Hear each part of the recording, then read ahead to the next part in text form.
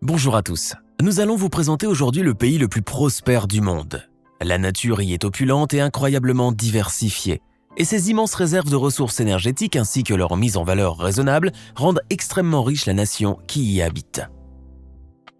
En vertu de la loi, tout résident du pays et ses invités ont le droit d'accéder sans restriction à toutes les ressources naturelles, autant dans la forêt qu'au large. Vous pouvez marcher et nager où vous voulez. Presque 100% de la population est connectée à l'Internet haut débit. 4 personnes sur 5 dans ce pays ont leur propre bateau, ou à tout le moins une embarcation. Mais on y coupe très peu d'arbres. Il est tout simplement impossible de voir des déchets gisant par terre dans les villes. Sur les routes de campagne, il y a souvent des tables avec des fruits et des légumes accompagnés d'étiquettes indiquant les prix et un pot pour y mettre l'argent. Vous y déposez la somme correspondante à ce que vous avez pris. Personne ne vérifie. Il est tout simplement impensable de tricher ici. L'essence est plus chère que partout ailleurs dans le monde et son prix augmente d'année en année.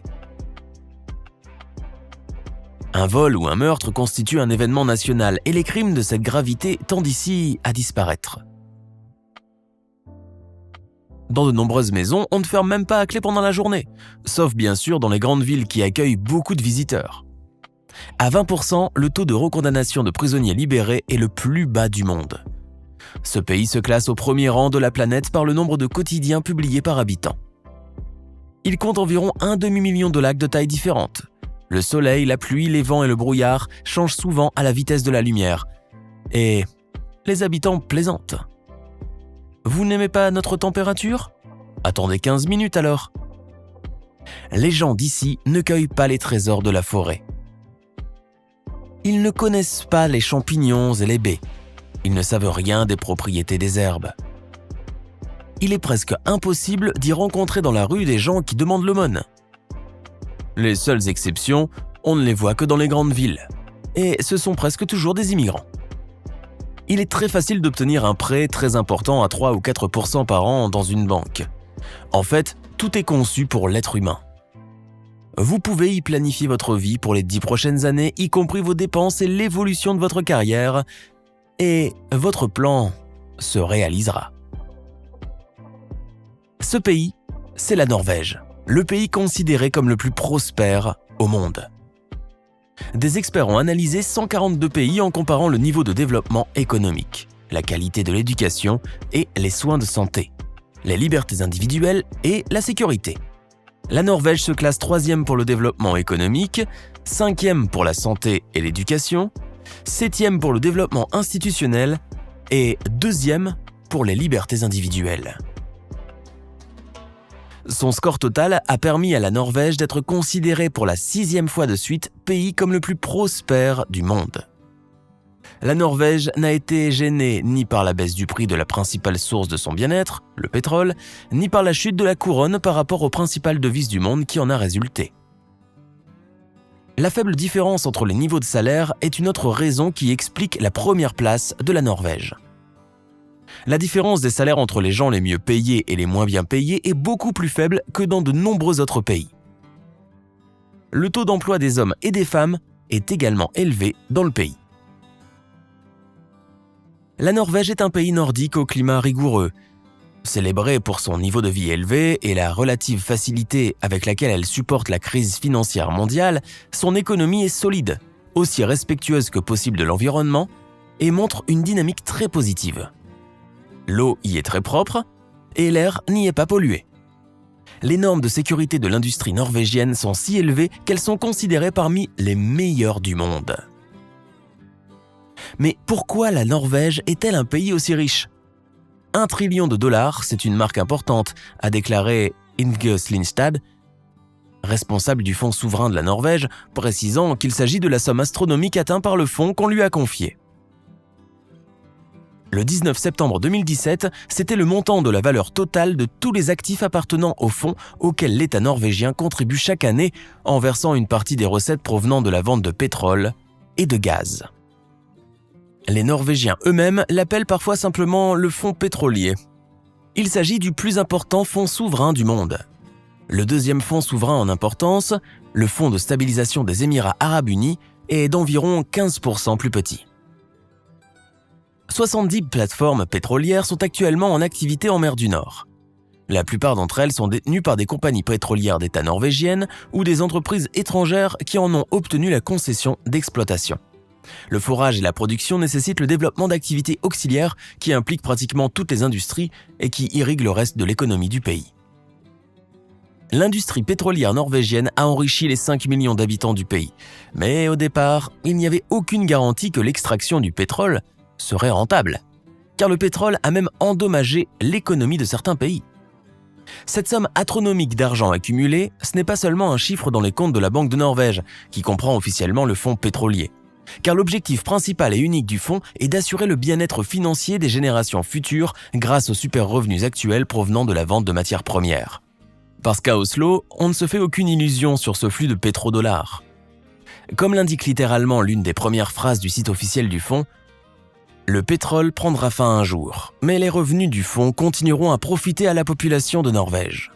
En conséquence, compte tenu de la population du pays qui est de 5,3 millions d'habitants, la part de chaque Norvégien s'élève désormais à 193 000 $. Et tout cela en une vingtaine d'années d'existence du fonds. Il convient de noter que lors de la crise financière mondiale, qui a débuté en 2008, les actifs du fonds n'ont pas diminué de manière significative. Alors qu'à cette époque, la plupart des pays pétroliers étaient obligés d'utiliser l'argent des générations futures provenant de leurs fonds souverains. En conséquence, le fonds norvégien gère aujourd'hui une énorme somme investie dans plus de 9000 actions, obligations et biens immobiliers.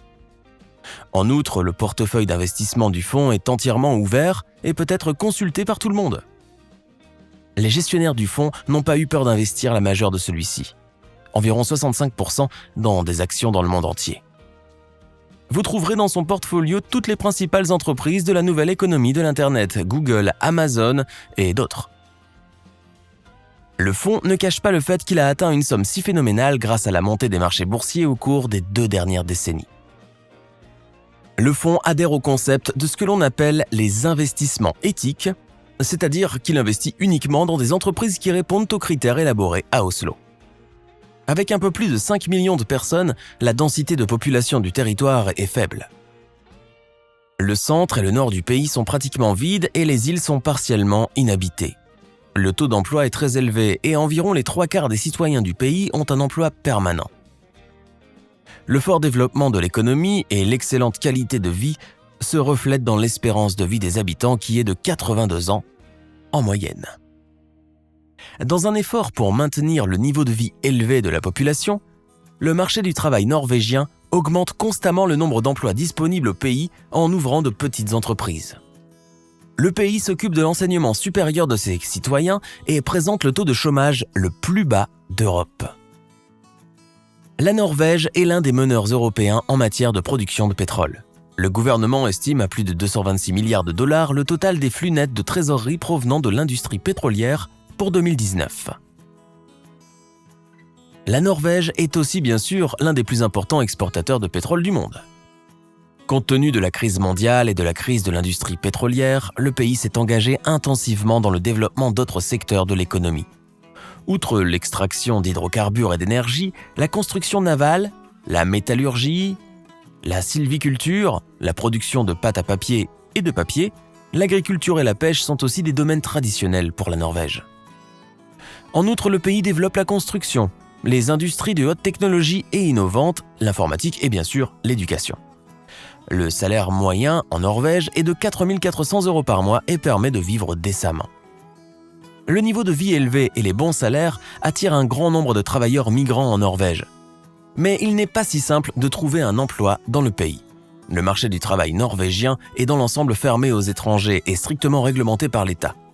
Le pays maintient un niveau de vie élevé parmi ses citoyens, entre autres, en décourageant activement les pressions migratoires qui se sont récemment manifestées à travers l'Europe. La Norvège est un leader en matière de production énergétique.